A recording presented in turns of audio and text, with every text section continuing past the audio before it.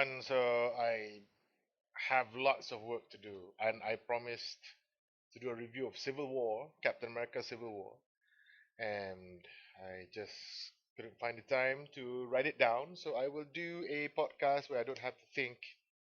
Not really.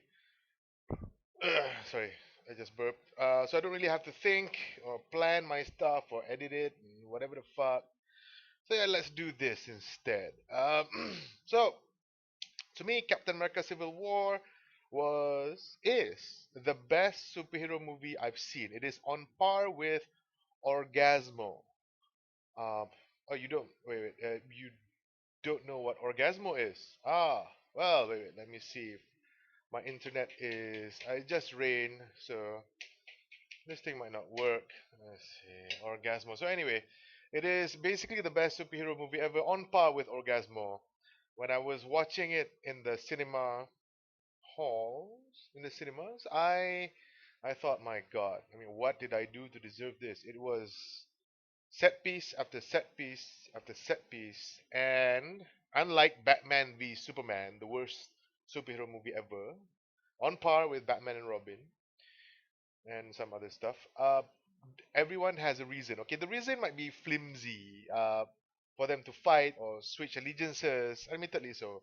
For example, the Cap didn't want to be registered. It's something similar to the Malaysian situation where the government wants to register bloggers, so people are split. I mean, the people who are paid by the government, they are for it, and then the ones who are not paid by the government are actually against it. Mostly, yeah, mostly. But even then, even with money dividing the lines or allegiances, let's say allegiances. I'm not gonna accuse people of getting money for doing stuff or whatever, but I'm saying that basically, even with a ruling like that, you are splitting people down the middle. Now, imagine if um, the people being registered actually matter, because the Malaysian socio-political blogs, the way I think, uh, I mean, they've outrun their course. I mean, they still have a function, they still have a role to play, but they're not as effective as they were in 2008, where people actually didn't have a lot of things to do online. It was just porn, mostly porn, and reading socio-political blogs. When was the last time you went to read Jeff Wee's blog? I think the pronunciation is Wee. I haven't read his blog in like maybe 5 years or six, and I don't know about you, stuff like that. I mean, the if you can look at the numbers yourself, the number of bloggers. So anyway, imagine that situation, that kind of whatever, but with more at stake. They're not registering bloggers. They wanted to put all of the Avengers, and the remaining Avengers are basically Captain America, the Falcon, Vision, War Machine, Tony Stark. Once in a while, he's a part-time Avenger, and you have Scarlet Witch. Who else? Black Widow, and I think that's is that it? I think that's it. So anyway, so you have these really powerful people, and basically they've done. I mean, whenever they carry out a mission, sometimes those things can go wrong. Some things can go wrong, and that's how you get the people getting angry, the politicians getting angry, because if politicians cannot control something like vaping or whatever, if they cannot tax it or if they cannot ruin it for everyone, they're just not happy. So Iron Man is on the side of accountability, to sign an accord where the Avengers will only act when when there is consensus or when the UN allows them to move. And we know how the UN works and how effective the UN has been in settling global disasters, catastrophes, and genocides, which is basically which basically means that the Avengers, under the Accords, might turn into uh, an ineffective unit strapped under what do you call it, bureaucracy and red tape and whatever else. So Cap was against it because he believes in himself and his team, and he believes in freedom above all else. I mean, truth, freedom, whatever the fuck. So Steve Rogers believes that the Avengers should operate independently. Now, okay, here's the thing. This is a bit different than in the comics. I prefer the comics. I prefer the comics because they set it up long before. And I'm not saying that the Captain America Civil War movie didn't set things up. They set up all the characters beautifully, wonderfully. I didn't expect to have so many characters and to have them be treated with respect, and have the story feel so balanced, uh, like as is what happened with Civil War. So, but in the comics, the thing about Iron Man, Tony Stark, uh, thinking he knows better and whatever else, has been started before that. He even had this little group called the Illuminati or some shit. I don't think they call themselves anything, but it's basically a bunch of the most powerful mutants, superheroes, whatever you want to call them, in the world, and they are in a group and they discuss the future of the world. It's like a bunch of powerful superheroes, power tripping. Don't know what. There's Reed Richards, there's Tony Stark, there's Doctor Strange, there's Black Bolt, one of my favorite characters from the Inhumans, and who else? I think was there Namor. I think that was Namor. Yeah, he has a kingdom or some shit like that. So anyway, fine. Don't care. So he's been thinking. I mean, that council, the Illuminati or whatever else, their comics are boring. If you just read that comic book, because it's like, oh, it's a bunch of guys, measuring their dicks and talking to each other, blah blah blah, and it's all discussion. But they are discussing about future storylines, and one of the things they were discussing was, for example, one of the things was about exiling the Hulk, and that resulted in them flinging Bruce Banner to a faraway planet, and that begins Planet Hulk. And was it? I'm not sure whether World War Hulk started first or Planet Hulk was first, and then he came back, and then they had the World War Hulk. But whatever, I don't care. I don't give a shit. I'm not really a fan of the Hulk in the comics, not really. But so I didn't really follow. So yeah, yeah, yeah. Lessen my subtract 1,000 points from my geek cred or whatever the fuck. I don't give a shit. So anyway, so yeah, going back to the movie. The movie is, I think, brilliant in the sense of how entertaining it is. You see all these characters and you know already their stories. I believe in order for you to get full enjoyment from the movie, you need to go and watch all the other movies, all the other 13 movies, save maybe Guardians of the Galaxy and a bunch of other stuff. I mean, it's not necessary. Okay, you might want to watch all the Avengers movies, even the bad one, Age of Ultron. Yeah, watch that one. Watch the first Avengers. Watch Captain America, the first Avenger. Watch Captain America, the Winter Soldier, Avengers Age of Ultron, and then this movie because yeah, and Ant Man.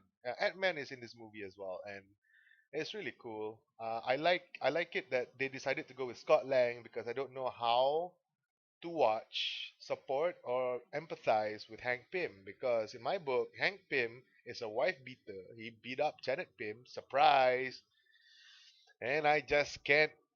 I just can't. I just I can't. I cheered when I read in the Ultimates Captain America beat up Hank Pym. I think that was nice. That was a nice touch. But anyway, so going back to the movie, it's filled with action sequences that you won't believe. I didn't think that they would actually go that way. It is the same as watching The Prestige. I didn't think that Christopher Nolan, would actually dare to go and insert not real science fiction, to insert science fiction into The Prestige, which was set up as such a magician story, a story about magic and whatever else. And then you have the and everything is explained, everything is logical, everything is tricks, everything, just secrets and tricks and whatever else, everything. But anyway, with the Prestige, suddenly you have a machine that could clone people or teleport them or whatever. So yeah, that's a fantastic thing. But at the end of the day, the prestige is actually about performing arts. It's about how performers or artists die a little or live half a life just in order for them to entertain and pull off these amazing acts and whatever else. It is a story also about sacrifice.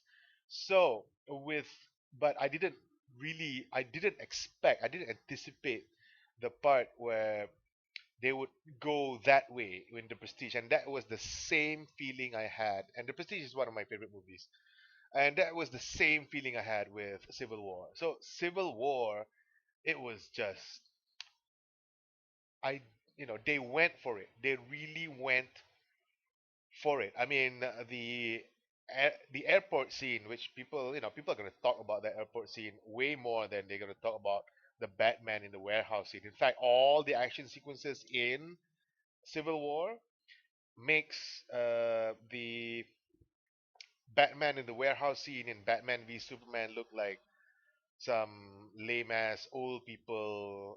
Maybe I wrote this before, is Obi-Wan versus Darth Vader in the first Star Wars movie.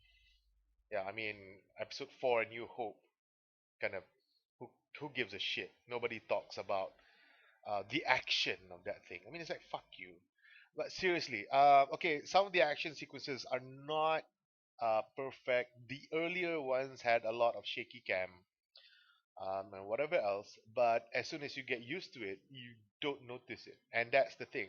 Filmmaking, I believe, is a means for you um, to get out of the way, to make it believable enough, to make things believable enough, and to make things palatable enough, swallowable enough, for the audience to just ignore it and for it to blend in so that you can tell this fabulous story. So you have a very good story. Each character has their own story.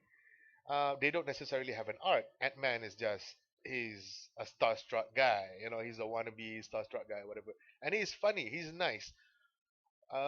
You have Bucky and who's that guy? The Falcon dude, Sam Wilson. Yeah, Sam Wilson and Bucky fighting to be Cap's bromance partner, as well as the ex-wife, Tony Stark. So you have that kind of bromance, homosexual undertones. Maybe I don't care. I don't look for gay things and everything, but not everything, but it was played up just nice. It wasn't rubbed in your face. It was tastefully done. This movie, yeah, it's strange. This is a basically a Disney Hollywood blockbuster.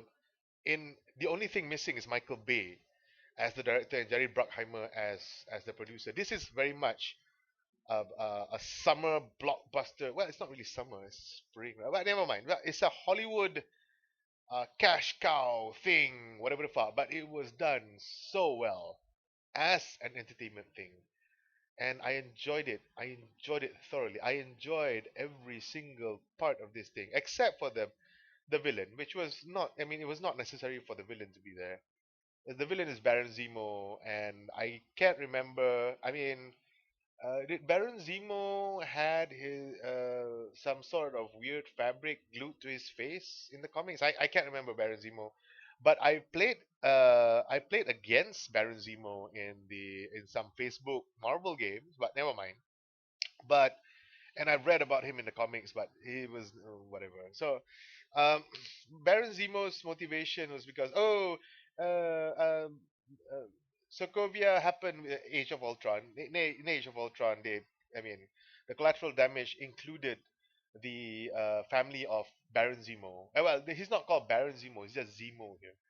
So his family died. He blames the Avengers, and everything that done in the movie was just so that he could pit Steve Rogers and Tony Stark, so that both of them would fight each other. But his plan is similar to Lex Luthor in Batman v Superman, but it was done in a slightly better way. But Zemo sucks, basically. Zemo sucks really bad, and some of the motivations of Tony Stark is a bit clumsy, is a bit flimsy, but but there is motivation.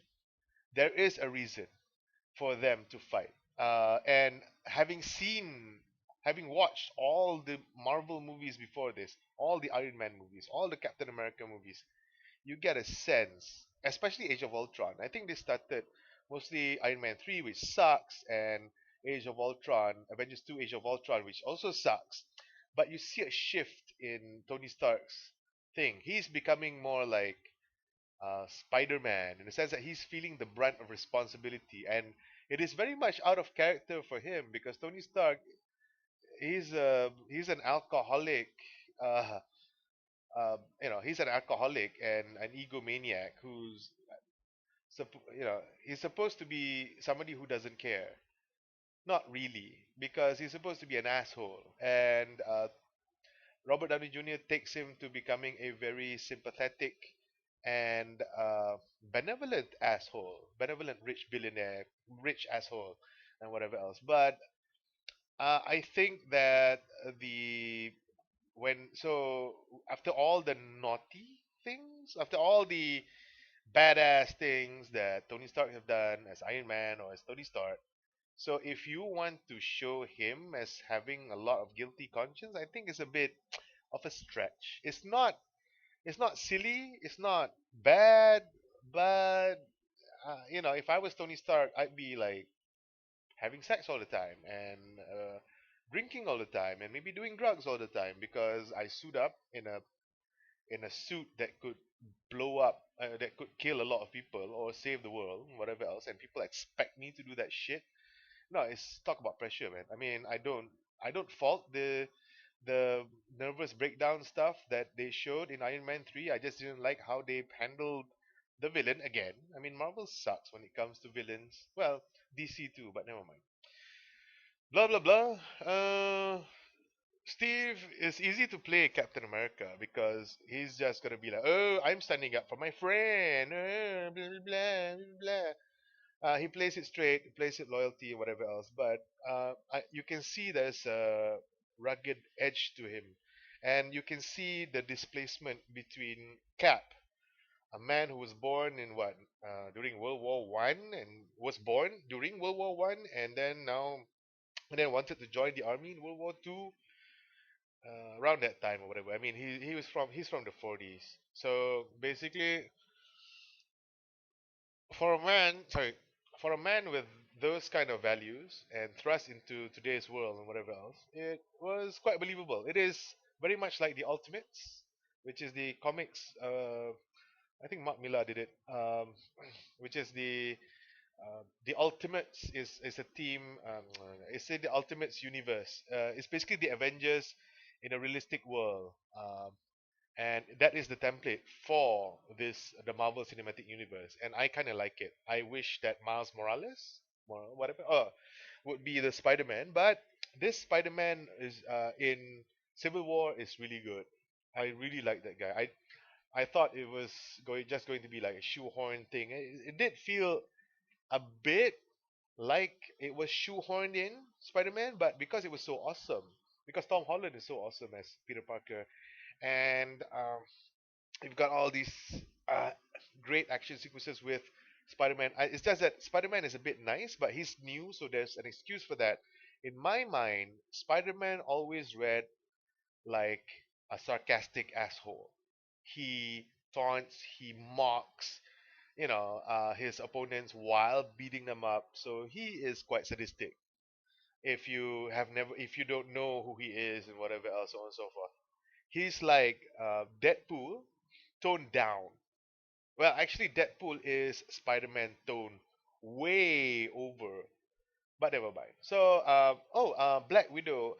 There's, I know they wanted to show Black Widow as a conflicted character, but Black Widow, how she switched sides, spoiler, sides here and there and whatever. I thought, yeah, yeah. I mean, it's like, but they don't have the time. Even though this thing ran for 3 hours, there's no way they can really set up the character up for each one of these characters. But you feel satisfied. I felt satisfied with all the justifications and setups and payoffs that they did because it was never apparent that Black Widow, Scarlett Johansson, Natasha Romanoff was for or against everyone 100%. She's always conflicted. So at pivotal moments, she might go this way or that way, and that was fine. That was great. That was all right. Sam Wilson is a black and white guy, whatever. What they did for War Machine, I think this is part of this. This felt like the Act Two of War Machine's story. He's not. He didn't. Well, he was just injured really badly in this one, and he didn't die. No one died in this movie. Spoiler. And I think that his arc is not over. Otherwise, they would have just killed him, which would have been easier. But being like that, I think he will come back, and there will be some sort of personal growth, development, blah blah blah, kind of shit, whatever the fuck. The Black Panther character, I don't know how to pronounce his name. Chala, maybe. Yeah, fine. Chadwick Boseman. I like him. I like the suit. I like the action sequences. The character is okay. The character is two-dimensional instead of one-dimensional, which was Batman v Superman. All the characters there are one-dimensional. This thing is better because most of the characters are two-dimensional and some of the characters are three-dimensional. So that's good.